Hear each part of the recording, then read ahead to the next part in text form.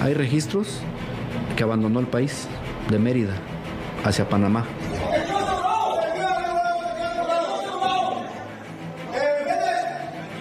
¿Tiene como recibido fecha? Sí, recibido, sí. Yo creo que la Fiscalía va a informar, ¿no?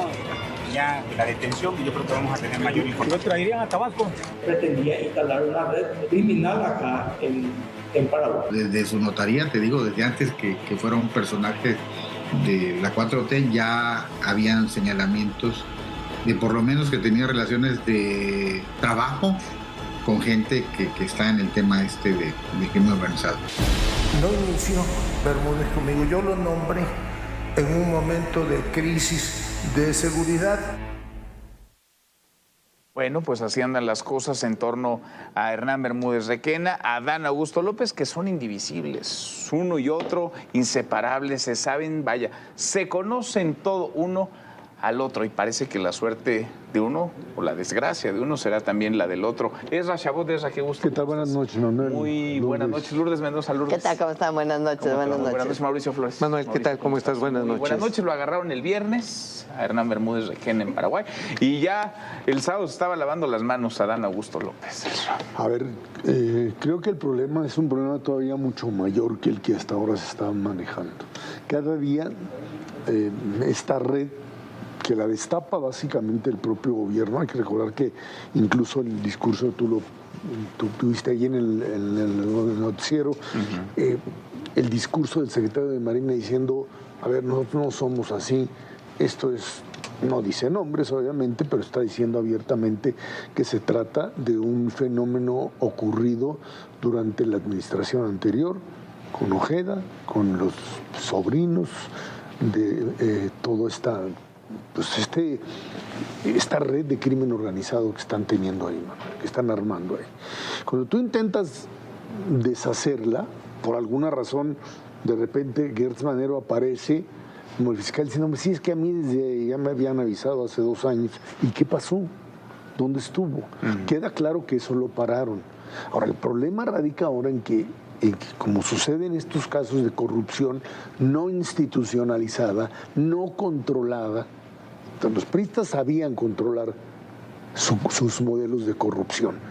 Le podían culpar a alguno por cuestiones de orden política, pero tenían todo un andamiaje que evitaba que esto se les saliera de las manos. Administraban, gestionaban su corrupción y a sus corruptos. Y así es. Y bueno, pues cuando querías deshacerte de alguien, un enemigo político, le sacabas el juego.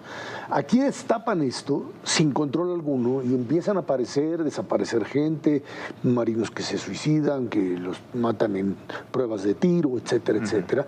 Y lo que te viene a decir es que la columna vertebral del combate al crimen organizado, que decidieron que quitaban todos los instrumentos y las instituciones que pudiesen vigilar, etcétera, para poner ahí al ejército, a la marina en este caso, como la base para el control, porque eran incorruptibles. Pues nadie es incorruptible cuando tú entras en un mecanismo en donde pues se mueve muchísimo dinero, aduanas fundamentalmente, y donde pues de una o de otra manera cualquiera puede convertir eso en un negocio que se va a las nubes en términos de la capacidad de crecer. Entonces es la punta del iceberg lo que estamos viendo. Hasta ahora sí. Estamos viendo la punta del iceberg. Lourdes, ¿qué piensas? Pues Adán, desde que dejó Tabasco, pues Tabasco ya no es un Edén. Vemos claramente que hay una pugna ya también interna en Morena, más allá de la barredora como tal, el escándalo per se que es. Lo que también estamos viendo es que Mike como gobernador pues no le dejó pasar los insultos a Adán y se los está cobrando. Y Mike no está hablando por sí solo. Estoy 100-1 que tiene permiso de la presidenta Sheinbaum, porque desde la campaña, cuando estábamos jugando el 24, se estaba corriendo el 24, Mike levantó la mano y dijo, yo voy con Claudia Sheinbaum. Y sabemos claramente que aquí, aunque en el Congreso no necesariamente todas las huestes de Morena le reportan a Claudia, Mike desde el día 1 dijo, yo voy con Claudia. Adán estaba furioso de cómo no se lo habían dejado a él el Estado Y de ahí empezó un pleito fuertísimo, se sentía intocable, invencible, porque eres el coordinador de la bancada de los morenistas. Y por un lado, vuelvo a decir, le maltrata verbalmente a May, pero por otro lado le dice a todos los diputados, a los senadores de oposición, y el que quiera véngase aquí y yo me echo un tiro a golpes con ustedes. Y luego traía también a Andrea, que era su plan C, ¿no? Una caja chica para poder llegar hasta el 2030.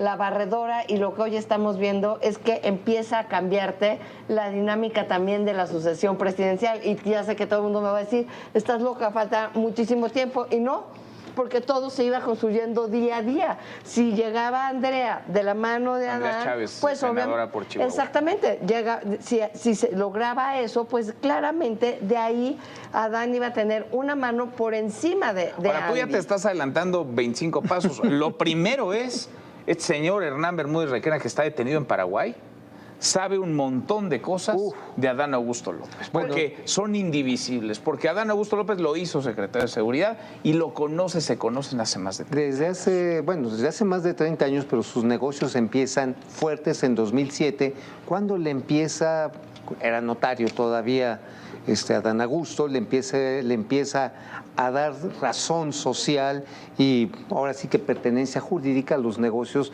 de los Bermúdez Requena, que son varios. O sea, aquí lo que estamos viendo, y me gusta lo que menciona Lourdes, me recuerda esta novela de La sombra del caudillo. Es una matazanga entre ellos para ver quién domina, pero hay que ver de dónde vienen para entender más o menos a dónde van. Hay que ver que Adán Augusto quiso ser candidato a la presidencia por Morena. También era el hombre más cercano a Andrés Manuel López Obrador y también fue secretario de Gobernación, el que manejaba los hilos de este país, con un secretario de Seguridad ligado a una banda criminal muy violenta. Yo he tenido la oportunidad de conocer muy de cerca a Tabasco y a los tabasqueños, y la verdad es que todo el mundo le tenía pánico. A mí me tocó conocer de muy cerca momentos en que llegaban 10, 20 camionetotas a cerrar calles, nada más para armar una parranda, una pachanga, y les ponían la música, todo. Las familias aterradas. Y decían, no te metas, es la gente del Gober, es gente de Requena. Ni te metas con el güero, no te metas con el abuelo. Un imperio de terror que evidentemente era conocido por Adán Augusto. Es más, déjame decirte que voy a decir una pequeña infidencia. Era sabido desde que llegó Andrés Manuel López Obrador que el hermano, Humberto Bermúdez Requena, pues tenía casinos, tenía hoteles, tenía negocios, y todo el mundo le hacía las bromas dentro del gabinete de Andrés Manuel. Oye, ¿y de dónde sacas tú un dinero? Y nada más se reía así de manera socarrona, así, no pasa nada. Lo cuenta la propia gente de Andrés Manuel, que hoy está decepcionada de haber visto cómo creció esta secuencia criminal a la cual no fue ajena Andrés Manuel López Obrador. De ese tamaño. Son paisanos que conocen todo. ¿Qué está pasando? O sea, pasó ahorita. No es que me esté adelantando al 30, pero lo estábamos viendo, él lo operaba todos los días para su proyecto y ver cómo él se iba posicionando, porque también se quedó sin Tabasco y se quedó sin Chiapas. Acuérdate que a su hermana tampoco le dieron el estado. Ahora, sigue siendo en los hechos cobijado por Morena, porque sigue siendo en los hechos el coordinador de Morena. Sí, sin duda alguna. Hasta ahora esto no se ha movido. El terremoto apenas está empezando a hacer trizas. La barredora apenas está comenzando. La contrabarredora. ¿Por qué razón? Porque esto se dio de igual forma fundamentalmente en el sexenio de López Obrador. No es que antes no se diera, pero te insisto, incluso en las épocas de la transición democrática, cuando los gobernadores, en el caso de Peña Nieto, se hincharon de billetes, había un mecanismo a partir del cual esta corrupción era administrada. Ahora, desaparece. ¿Y por qué no pasó nada en el sexenio de López Obrador? Porque Andrés Manuel tenía la capacidad, quizá tiene la capacidad, pero no estoy ya tan seguro, de evitar que toda esta mezcla de políticos metidos en un proyecto de mantenerse en el poder por mucho tiempo, como en su momento Salinas lo planteó, pero lo que le sucedió a Andrés Manuel es que él todos los mecanismos de corrupción los tenía bajo su control. O sea, ya no había instituciones, ni había el modelo presidencialista, pero había un modelo de caudillo, y por eso la referencia a la sombra del caudillo me queda muy, muy claro, en donde él tuvo la capacidad de evitar que esto se saliera. Escándalo, ¿qué pasó con los escándalos de corrupción durante el sexenio de López Obrador? Nada, absolutamente nada. Las protestas y todo era controlado. En el momento en que se da esta pugna que sabían se iba a dar entre López Obrador y Claudia Sheinbaum, a pesar de la lealtad total y absoluta que le puede tener Claudia al propio López Obrador, los intereses se contraponen de manera tal que es imposible conciliar a las figuras que, a pesar de que perdieron frente a López Obrador y que les dieron su premio de consolación, hoy hay algunos de los que perdieron que están con Claudia y otros que siguen entonces escuchando allá en Palenque. Los caminos de la corrupción conducen a López Obrador. Sin duda. Sin duda. Los caminos de los corruptos, de las complicidades, de los negocios, de la misma, llevan a Andrés Manuel López. Sin lugar a dudas, y es por eso que desde que sale la orden de aprehensión en febrero, lo que nos dicen es que desde Palenque el expresidente va y le dice a la presidenta, ahí te encargo a mis dos muchachos. Sus dos muchachos era por un lado Adán Augusto y por el otro lado el hoy flamante director de la ICM, que ese sí por lo menos ha tenido la decencia de meter la cabeza, ¿no? Pecho tierra y no decir ni agua va, pero Adán Augusto sigue puesto diciendo yo soy coordinador, a mí no me vas a quitar, y lo que sí estamos viendo es que en esta guerra de rudos contra técnicos, pues no les va a ir nada bien. ¿Y por qué? Porque al final del día todos los caminos, como lo acabas de decir, llegan a Andrés Manuel López Obrador y a su hijo Andy. Y algo sucedió ahí cuando entran primero los Zetas a Tabasco, ahí se va al cártel Jalisco Nueva Generación, no pacta, ahí se rompe un pacto que tenían y es donde vimos lo que sucedió en Tabasco el año pasado. Y es Adán Augusto López, y son otros de la élite. De la élite. Hay que recordar que Adán Augusto se sentía el dueño del proyecto, se lo estaba disputando con Rocío Nale de Dos Bocas. Él, de hecho, formaliza en 6 días la empresa esta que se llama Huerta Madre, con Manuel Sartandreu y varios empresarios notables a los que él mismo ahora sí que dio fe pública de su constitución de empresas, para empezar nada más el desmonte de una zona de manglar por 7,000 millones de pesos, nada más para hablar. Y estaba muy enojado cuando empezaron a dar obras que le correspondían a la federación porque él quería mandar. Si seguimos la pista del dinero, de cómo se empezó a mover esta red, lamentablemente vemos cómo envolvió a instituciones nobles y queridas como al Ejército, como a la Marina. Otro chisme. Andrés Manuel López Obrador, y esto dicho por sus más cercanos, incluyendo gente que estaba ahí pegadita al señor Adán Augusto, pues tenía pavor a un golpe de Estado que los multimillonarios malosos le querían hacer en el 2019, y por eso decidió soltar la marmaja, el dinero, para tenerlos a su lado.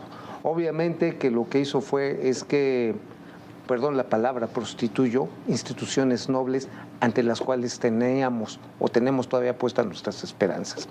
Por lo tanto, si empezamos a ver esta red de dinero que se ha movido a nivel inmobiliario, y Andrea Chávez, eso es un elemento importante. Ella era la coordinadora junto con este muchacho de origen español, ¿cómo se llama? No, chileno, el novio. No, bueno. Español, Abraham Mendieta. Abraham Mendieta. Manejaban los dineros de la campaña y decidían dónde sí, dónde no, cómo no, con quién vincularse. Eso también tiene... Tendría que ser llamado a declarar. Adán Augusto López. Tendrían que ser llamados a declarar a partir de qué. A ver, si tú crees que todavía se imparte justicia en este país, creo que estás hablando de otro país. O sea, tienen el control, se supone, tiene el control la propia Claudia. Tienen el control. ¿Pero quién la tiene? ¿Lo tiene Claudia o lo tiene Andrés Manuel? La Fiscalía General de la República. Está la Fiscalía, y la Fiscalía finalmente aceptó, me queda claro que viene desde la presidencia, que aquí había un problema muy serio y que habría quien tendría que pagarlo, porque además estamos olvidando un elemento fundamental para que esto suceda, que es la presión norteamericana. O sea, el elemento Trump diciéndole, mira, yo aquí tengo las cartas, tú dime qué hacemos. Porque de lo contrario, bueno, pues hacemos lo que estamos haciendo en Venezuela y bombardeamos y quién sabe qué. Y entonces esto le sirve a la presidenta para, en un momento determinado, decir, aquí hay que deshacerse de algunos, el tema de Adán Augusto, que siguen apostando por el proyecto de Andrés y el suyo propio. Por ejemplo, alguien que se hizo a un lado fue Marcelo Ebrard. O sea, Marcelo Ebrard hoy es una pieza fundamental en la negociación del Tratado México-Estados Unidos-Canadá por el hecho de que él dijo, no sé qué pase, pero aquí yo tengo que dar resultados. Mientras tú tienes a Monreal y tienes a Adán Augusto y a los otros que quedaron ahí. Bueno, lo que queda de Noroña. Como, pues sí, o lo que queda de Noroña, como pues figuras que la presidenta tendría que deshacerse de ellas si quiere finalmente hacer que esto funcione, que el país crezca y que a partir de ello pueda haber entonces algo que presumir realmente y no solamente obras que son elefantes blancos. Pero tú preguntaste, ¿debería de ser citado? Sí, debería de ser citado por la Fiscalía General de la República. No le estamos fallando en que en México eres inocente hasta que se te culpe o se te demuestre lo contrario. Y para saber qué pasó, ¿no? O sea, ¿qué pasó? May está diciendo esto, ¿tú qué hiciste? ¿Qué sucedió? Y lo mismo pasó con Rocha Moya y tampoco los han mandado a citar bajo ninguna circunstancia. Es que Lourdes tiene que ver no con una decisión jurídica, tiene que ver con una decisión política. Ah, no, eso estoy de acuerdo, pero él preguntó, ¿deben de estar citados? Sí, por supuesto, deben. pero en un sistema legal. Aquí el problema es quién va a pagar por esto. ¿Lo va a pagar? Es quién va a cobrarla y que está en Estados Unidos. Se están administrando los tiempos de la justicia. De la justicia, pues veremos, porque no tienes hoy un sistema judicial, un poder judicial independiente.